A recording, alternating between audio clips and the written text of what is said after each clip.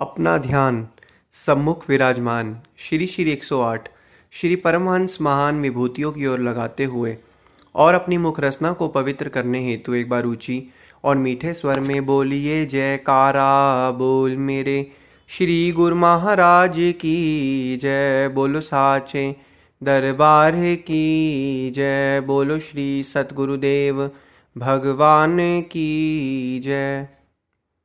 गुरुमुखों, संसार में दो तरीके की संपत्ति होती है। एक होती है चल संपत्ति, एक होती है अचल संपत्ति। चल संपत्ति से तात्पर्य यह है कि जो भी नगद आभूषण वगैरह जो चीज़ें हैं जो एक स्थान से दूसरे स्थान तक लेकर जाया जा सकता है उसे चल संपत्ति कहते हैं। और अचल संपत्ति से तात्पर्य यह है जो घर, ज़मीन, जायदाद वगैरह जो भी है इसे अपने साथ नहीं लेकर जाया जा सकता, तो इसीलिए इसे अचल संपत्ति कहा जाता है। और मनुष्य अपनी पूरी जिंदगी भर इन चल और अचल संपत्तियों को इकट्ठा और एकत्रित करने में अपना पूरा जीवन बिता देता है।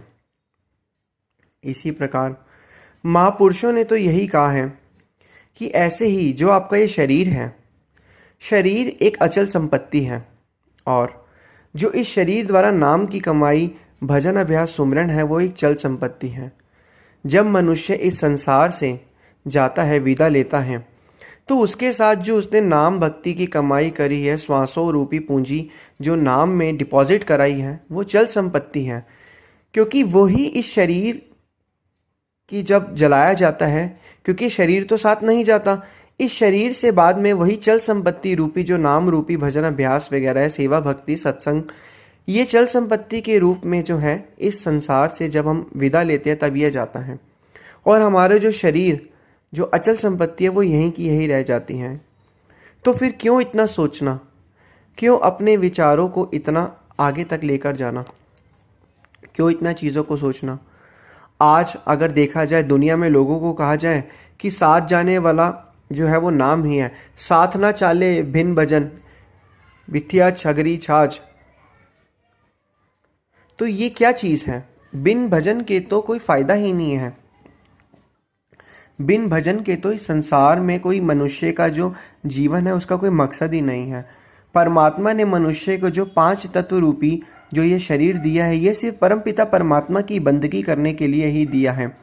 लेकिन मनुष्य इस शरीर से क्या काम ले रहा है? इससे धन एकत्रित कर रहा है, जो अचल रूपी धन है, जो उसके साथ जाने वाला है ही नहीं, उसे एकत्रित करने में लगा हुआ है। और दिन रात अपनी इच्छाओं को इतना बढ़ा रहा है, ख्वाहिशों को इतना समझ रहा है, इतना सोच रहा है, उसे क्या पता कि अगला दम उसका निकले या ना निकले।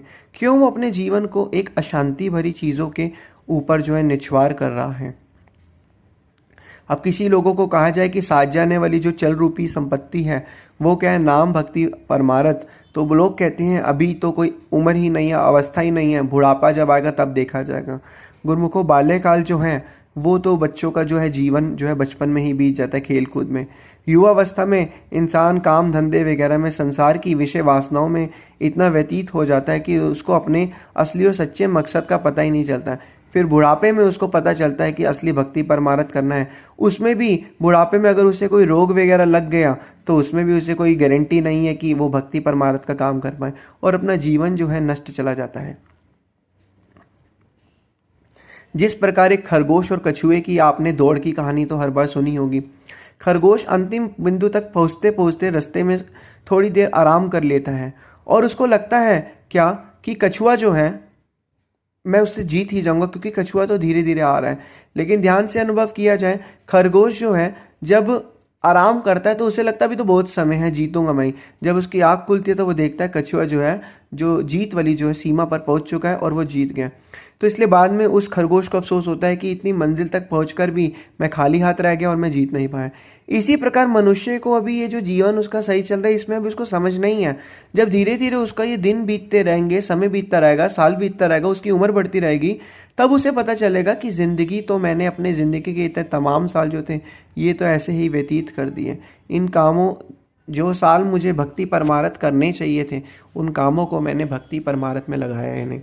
जिस तरीके से एक विद्यार्थी बचपन में ही अगर ठान ले कि मैंने पढ़ाई करनी है और उसके बाद उसे अच्छी आगे जाके जॉब और बिजनेस की लाइन में जाता है, क्योंकि उसकी जॉब और बिजनेस में लाइन में जाने का जो मकसद था वो उसकी इतने सालों की पढ़ाई की मेहनत के बाद उसे वो रंग मिला, उसे वो जो थी पोस्ट मिली। इसी प्रकार मनुष्य को वो पोस्ट कब मिलेगी? मनुष्य को वो पोस्ट कब मिलेगी?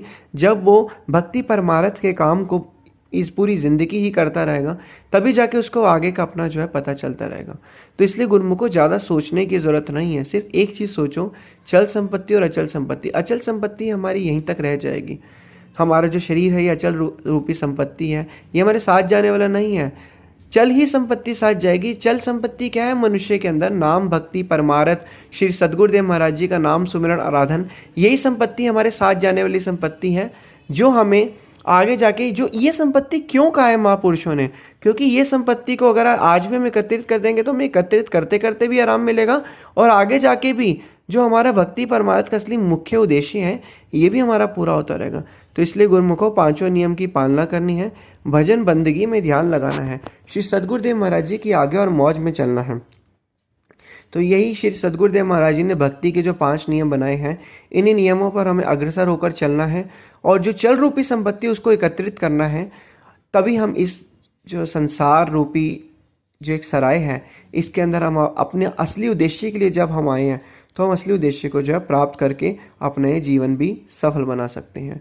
बोलो जयकारा बोल मेरे श्री गुरु महाराज की जय। बोलो श्री सद्गुरुदेव भगवान की जय।